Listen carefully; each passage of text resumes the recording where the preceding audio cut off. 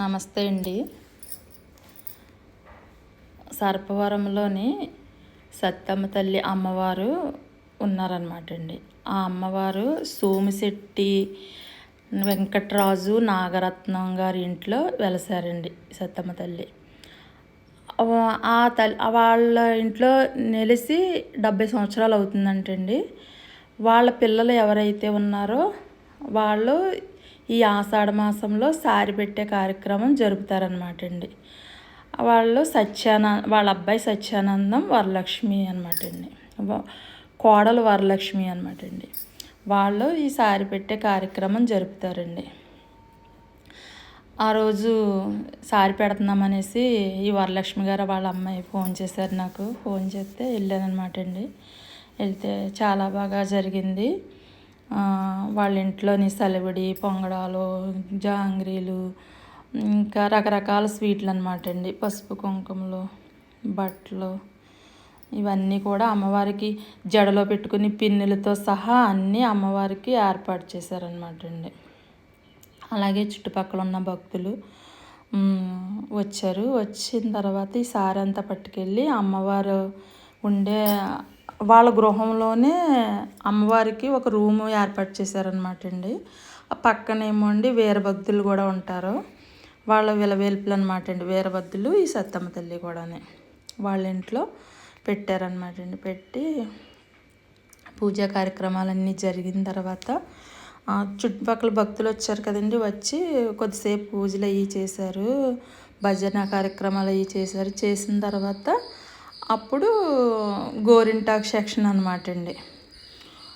ఆషాఢ మాసం కదండి, గోరింటాకు కూడా సత్తమ్మ తల్లికి సమర్పించారనమాట అండి. అమ్మవారు వచ్చి డైరెక్ట్ పెట్టుకోరు కదండి. ఈ వచ్చిన ఈ భక్తులకే ఈ గోరింటాకు అందరికీ కొంచెం కొంచెం చందమామ అన్నట్టు కొంచెం కొంచెం చుక్కలు అలా పెట్టారనమాట అండి వాళ్ళ అమ్మాయి. పెట్టి అన్ని కార్యక్రమం అంతా బాగా జరిగింది. వచ్చిన వాళ్ళందరికీ స్వీట్లు, జాయిడ్ మొక్కలు, ప్రసాదాలన్నీ సమర్పించారు.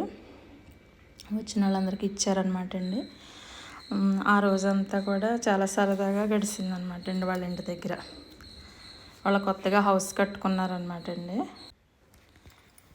పక్కనే ఖాళీ స్థలంలో ఈ అమ్మవారిది వీరభద్రులది చిన్న హౌస్ ఉంటుంది అనమాట అండి.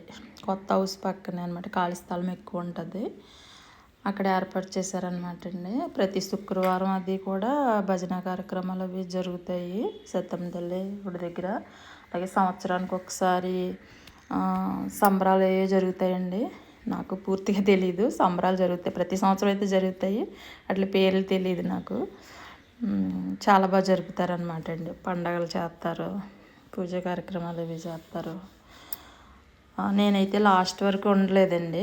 ఈ గోరింటాకు సెక్షన్ అయిపోయిన తర్వాత వెళ్ళిపోయాను అనమాట అండి. నాకు కొంచెం చిత్రాల్లో పని ఉండి అక్కడికి వెళ్ళిపోయాను. అంతా అలా వదినలు, మరదళ్ళు, ఆడపడుచులు వీళ్ళందరూ వచ్చారనమాట అండి. అలా ఈసారి పెట్టే కార్యక్రమానికి అంత బాగా జరిగింది ఆ రోజంతా. ఈ సత్యానందం గారు ఎవరైతే ఉన్నారో సత్యానందం తల్లిదండ్రులు వాళ్ళదే దుర్గాడటండి. అసలు ఆ దుర్గా నుంచి వచ్చి ఇక్కడ సర్పవరాన్ని ఉంటున్నారనమాట అండి. అప్పుడు 70 సంవత్సరాల క్రిందట. అప్పటి నుంచి కూడా అమ్మవారు వీళ్ళతోటే ఉంటారు. ఏదైనా సరే ముందు అమ్మవారికి సమర్పించుకున్న తర్వాత వీళ్ళ పనులు ఏదైనా సరే వాళ్ళ ఇంట్లో ఏ శుభకార్యాలు జరిగినా ఈ అమ్మవారికి చెప్పే మొదలు పెడతారు. ఈ అమ్మవారి దగ్గర సమర్పించి అంటే మహిమగల అమ్మవారు అనమాట అండి సత్తమ్మ తల్లి అమ్మవారు. సత్యానందం గారు ఎవరైతే ఉన్నారో వాళ్ళ అన్నయ్య, వాళ్ళ వదిన గారు కూడా పక్కనే అనమాట అండి. ఆ అమ్మవారి గుడికి ఆనుకునే ఉంటుంది అనమాట వాళ్ళ హౌస్ కూడా. వాళ్ళు కూడా ఈ పూజా కార్యక్రమంలో పాలు పంచుకున్నారు. వాళ్ళు కూడా స్వీట్లు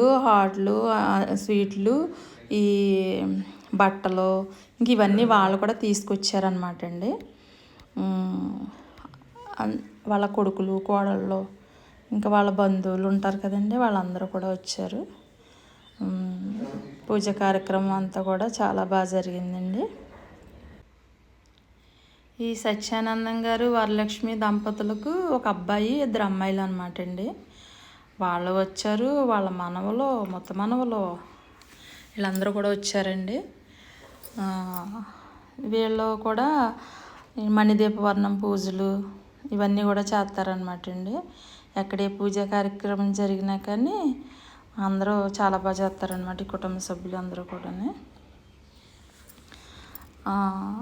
ఊళ్ళో అమ్మవార్లు చాలామంది ఉన్నా కానండి, అంటే ఈ అమ్మవారు ఎక్కువ ప్రాధాన్యత ఇస్తారనమాట అండి. అంతా చాలా బాగా జరిగిందండి. అమ్మవారికి హారతి ఇచ్చారు. హారతి ఇచ్చిన తర్వాత ఇంక నేను బయలుదేరిపోయాను. ఈ వీడియో మీకు నచ్చినట్లయితే లైక్ చేయండి, షేర్ చేయండి, సబ్స్క్రైబ్ చేయడం మర్చిపోకండి. ఉంటానండి. బాయ్ అండి.